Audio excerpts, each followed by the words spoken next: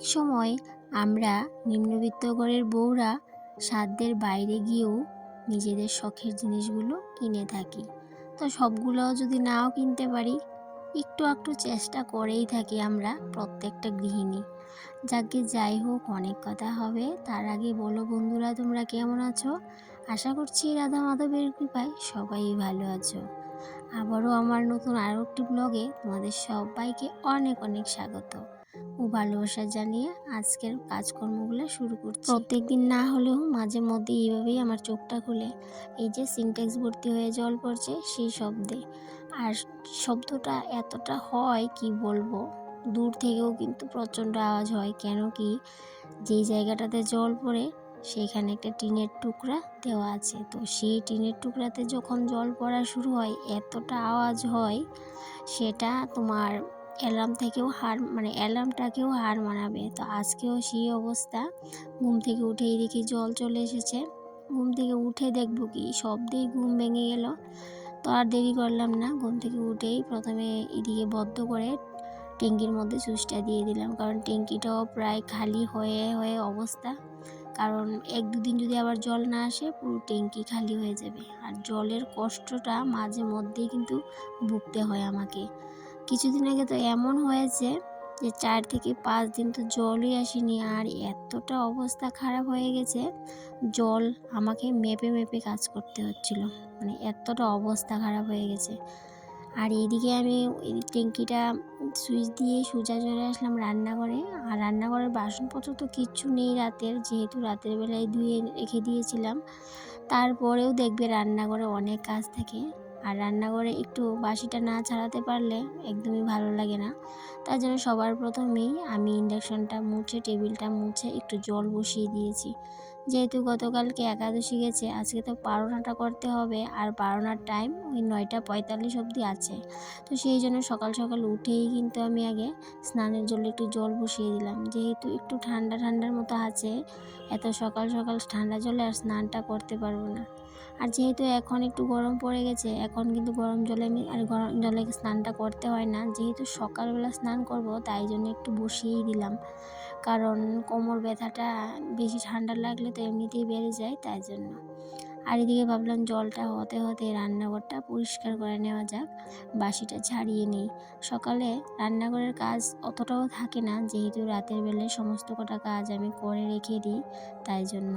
আর এমনিতে দেখবে গুছিয়ে গাছিয়ে রাখলে এই যে সকালবেলার অতটাও কাজ থাকে না। ইচ্ছে করলেও সবসময় আর শখের জিনিসগুলো কিনে ঘরটাকে সাজাতে পারে না। ইচ্ছে তো করে সমস্ত কিছু কিনে ঘরটাকে সুন্দর করে সাজিয়ে রাখি। আমার এই জংকার পড়া টিনের ঘরটাকেই সুন্দর করে সাজিয়ে রাখি, কিন্তু কি করব বলো, সাধ্যের বাইরে গিয়ে তো আর সম্ভব না।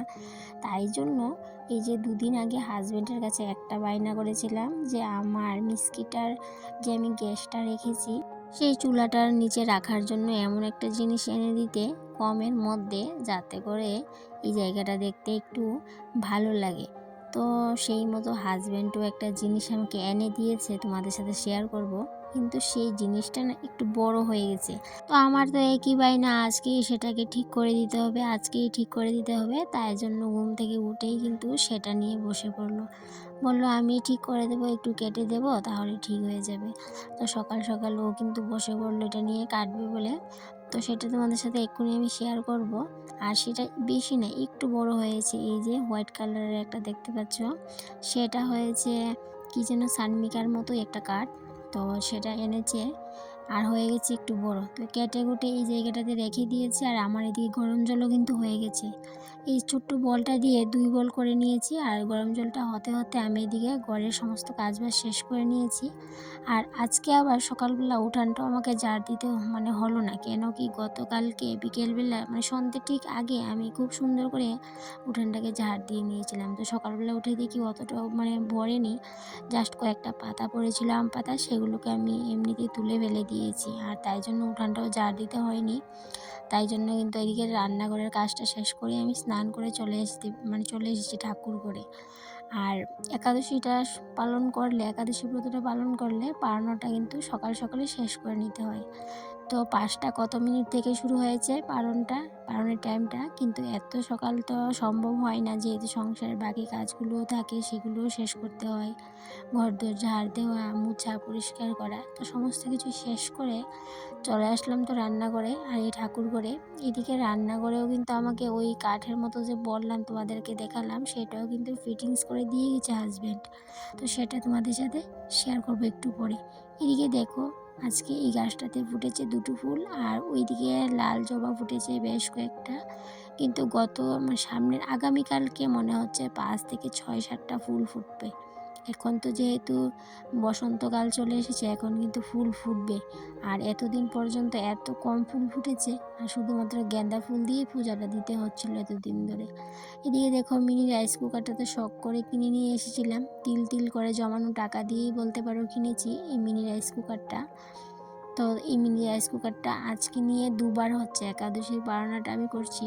গত একাদশী যখন পারনা করেছিলাম তখন আলু সিদ্ধ দিয়ে করেছিলাম। আজকে আর আলু সিদ্ধটা দিতে পারলাম না, তাই জন্য খালি অন্ন আর ঘি দিয়েই আজকে ঠাকুরকে দিয়ে দিলাম, ঠাকুরকে নিবেদন করলাম। এদিকে আজকে ইচ্ছে ছিল একটু পায়েস করার, কিন্তু সম্ভব হয়নি সময়ের অভাবে। ভাবলাম পায়েস করতে গেলে বেশ অনেকটা সময় লাগবে, তাই জন্য আর সেটাকে আমি স্কিপ করে দিলাম। তো ভাবছি সামনে যখন আবার একাদশী করব, তখন পায়েসটা করার ইচ্ছে আছে। দেখি, সব সময় মনের ইচ্ছেগুলো আমাদের পূরণ হয় না। ইচ্ছে থাকে এটা করব সেটা করব, কিন্তু সম্ভব হয়ে ওঠে না, যেহেতু একা হাতের কাজ, তাই জন্য। এদিকে আমি যখনই পুজো দিতে যাই, চেষ্টা করি প্রত্যেক দিন ছোলা জ্বালিয়ে ধূপ দিয়ে সারা বাড়ি পুজো ধূপটা দেখাতে। কারণ কি, এই ধূপের যে গন্ধটা, সেই গন্ধটা যখন সারা বাড়ি ছড়িয়ে যায়, তখন মনে হয় পুজোটা আমার একদম খুব সুন্দরভাবে হয়েছে। কারণ ধূপকাঠিটা আমার অতটাও পছন্দ না। আমি বেশিরভাগ টাইমই চেষ্টা করি এই যে ধূপটির মধ্যে ছোলা দিয়ে ধূপটা দেওয়ার। আর এমনিতে তো টিক্কা নেই ঘরে, টিক্কা দিয়েও জ্বালানো যায়, কিন্তু টিক্কা ভাবছিলাম কিছুটা কিনে এনে রেখে দেবো, কারণ সব সময় তো ঘরে আর চুলা থাকে না, অনেক সময় কিন্তু শেষও হয়ে যায়। এদিকে আমার পুজোটা কমপ্লিট করে নিয়েছি, নিয়ে এই যে ছোট্ট বাটিটার মধ্যে সমস্ত কটা অন্ন নিয়ে নিয়েছি। এবার ছেলেকে আগে দিয়ে দিলাম, যেহেতু আজকে বাড়িতে আর কেউ নেই। আর যে পালন করলে সবার আগে তো অন্যদেরকে প্রসাদ দিতে হয়, তারপর নিজে নিতে হয়, তাই জন্য ছেলেকেই সবার প্রথমে দিলাম। আর এমনিতে তো বাড়িতে কেউ নেই আজকে, যেহেতু আজকে শনিবার। আমার বড় যা, বাসুরের মেয়ে, ওরা কিন্তু কেউ নেই বাড়িতে, ওরা বাজারে চলে গেছে, তাই জন্য আর ওদেরকে আজকে দিতে পারলাম না। এইদিকে দেখো, আমার মিনি রাইস কুকারটা খুব কিন্তু ভালো হয়েছে, এতটা ভালো হয়েছে।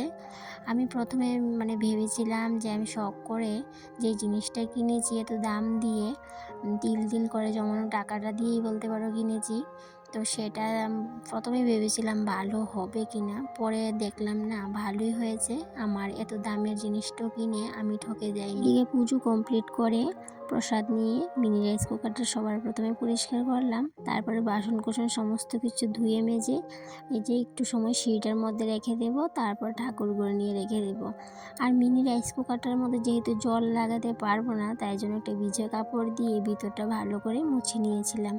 আর মিনি রাইস কুকারটা না, ভিতরে যেহেতু এই জায়গাটা ননস্টিকের মতো, তাই জন্য কিন্তু তোমরা এই মিনি রাইস কুকারটা যদি তোমরা কেউ কিনো, তোমরা কিন্তু ঠকে যাবে না, ভালোই হবে। এটার মধ্যে সমস্ত কিছু করা যায়, পুরি থেকে ধরে সুজি, লুচি, তারপরে অন্ন, তারপরে সিদ্ধ, তারপরে আরও অনেক কিছু করা যায়, যা কিছুই আমরা ভাজি, তো সমস্ত কিছু করা যাবে। তো আমি তো আর সেটা করিনি, পরে যখন করব তোমাদের সাথে তো নিশ্চয়ই শেয়ার করব। তারপর বাসন কুসন মেজে এদিকে কয়েকটা নারকেলের ছোলা, সেগুলো কেটে নিয়েছি। একবারে আমি কাটতে পারি না বেশি করে, কোমরে না আমার ভীষণ প্রেশার পড়ে, কোমর ব্যথাটা প্রচণ্ডভাবে বেড়ে যায়। একটু ভারী কাজ তো আমি করতেই পারি না। এই যে সামান্য কটা ছোলা কেটেছি, একটু একটু কিন্তু হালকা হালকা ব্যথা করছে কোমরটা। তো হাজব্যান্ড বলছিল কাটতে হবে না, আমি কেটে দেবো, কিন্তু ওর কথা তো আমি শুনিনি, নিজেই কটা কেটে নিয়েছিলাম। নিয়ে সেইটার মধ্যে একটু জল দিয়ে ধুয়ে সেইটার মধ্যে মেলে দিলাম। যখনই ঠাকুর ঘরে পুজো দিতে যাই, তখন ইচ্ছে করে ঠাকুর ঘরের যা কাজকর্ম আছে সমস্ত কিছু সেরে নিই। তারপর এই যে রান্নাঘরে আবার আসবো, সকরা ধরবো, মাছ মাংস ধরবো, তারপর আর বাইরে যাব, তো সেই জন্য আর ইচ্ছে করে না পরে ঠাকুর ঘরে যেতে, তাই জন্য চেষ্টা করি স্নান করে পুজো দেওয়ার পর যা কাজকর্ম আছে সমস্ত গোটা কাজ শেষ করে আসি। এদিকে ঠাকুর ঘর থেকে চলে আসলাম সোজা রান্নাঘরে, নিজের জন্য একটু চা বসিয়ে দিয়েছি। আর এদিকে দেখো সকালবেলা যে বলেছিলাম তোমাদের যে এই যে আমার গ্যাসের চুলাটার নিচে একটা কিছু দেওয়ার জন্য হাজব্যান্ডকে দিয়ে আনিয়েছিলাম। তো সবসময় তো আর টাকা পয়সা খরচা করে ঘর সাজাতে পারবো না, তাই জন্য মাঝে মধ্যে চেষ্টা করি একটু কমের মধ্যে যদি ঘরটাকে সাজিয়ে গুছিয়ে রাখা যায় তাতেও কিন্তু আমাদের অনেক লাভ। তো এদিকে হাজব্যান্ড কিন্তু সমস্তটা গুছিয়ে দিয়ে গেছে, গ্যাসের চুলাটা নামিয়ে সুন্দর করে এটা লাগিয়ে দিয়ে গেছে, এখন কিন্তু দেখতে বেশ ভালোই লাগছে। তারপর এদিকে নিজের জন্য একটু চা করে নিলাম, দুধ চা, যেটা খেলে অনেকটাই ক্ষতি, তারপরেও খাই। তো রান্না করার জন্য কিছু কিছু জিনিস আমি শখ করে কিনি, তিল করে জমানো টাকা পয়সা জমিয়ে সেই জমানো টাকা দিয়ে একটু একটু করে জিনিস কেনার চেষ্টা করি। আরও দু একটা জিনিস আসবে কিছুদিনের মধ্যেই, আমার রান্নাঘরের জিনিসই বলতে পারো। নিজের জন্য অতটা টাকা আমি খরচ করি না যতটা আমি রান্নাঘরের জন্য করি। তো কি আনবো সেটা তো তোমাদের সাথে শেয়ার করবই। খুব পছন্দের দুটো জিনিস আমি অর্ডার করেছি, দুটো না 3টে জিনিস অর্ডার করেছি। এই যে আর 3-4 দিনের মধ্যে চলে আসবে, অনলাইনে অর্ডার করেছি। তো হাজব্যান্ড শুনলে তো বকাশকা দেবেই, তো ওকে তো জানাইনি, আসলে তো দেখবে তারপর বকা খেয়ে নেব। তো সেটার জন্য প্রিপারেশন নিয়ে আছি আমি। এদিকে দেখো রান্নার জন্য মুসুর ডাল ভিজিয়ে রেখেছিলাম কালকে, কারণ কাঁচকলা দিয়ে মুসুর ডাল দিয়ে একটা ঝোল করার প্ল্যান, তার জন্য। আর এদিকে টমেটো নিয়ে নিয়েছি, টমেটো দেওয়ার প্ল্যান আছে। ডাল তো বসিয়ে দিয়েছি, সেটার মধ্যে আজকে টমেটো দেবো আর তেঁতুল দেবো, যেটা ছেলের ভীষণ পছন্দ। হাজব্যান্ডও ভীষণ পছন্দ করে এইভাবে ডাল রান্না করলে। আর এখন তো গরম পড়ে গেছে, এখন বেশিরভাগ টাইমে কিন্তু আমাদের ঘরে টক থাকবে, না হলে ডালের মধ্যে তেঁতুল থাকবে, কিংবা ডালের মধ্যে বড়ি থাকবে। তো এক কথা চুকা থাকতেই হবে। আর এদিকে দেখো ডালটা করে নিয়েছি, মশলা রেডি করে নিয়েছি, আর সমস্ত কিছু ভাজা করে নিয়েছি। এখন শুধুমাত্র এই যে মুসুর ডালের বড়া দিয়ে কাঁচকলার ঝোল, আর এদিকে ছেলের জন্য একটু আলু ভাজা করে নিয়েছিলাম। আর এদিকে আমার তরকারিটাও এখন হয়ে গেছে। তো বন্ধুরা অনেক কথা বলে দিলাম, আর কথা বলতে বলতে চলে আসলাম ভিডিওর শেষ পর্যায়ে। আর তোমাদের কাছ থেকে এখন বিদায় নিয়ে নিচ্ছি বন্ধুরা, এভাবেই তোমরা আমার পাশে থেকো। আর আজকের ভিডিওটা এই পর্যন্তই রইল, তোমাদের সাথে আবারও দেখা হবে পরবর্তী কোনো একটা ব্লগে। ততক্ষণে তোমরা ভালো থেকো, সুস্থ থেকো, টাটা।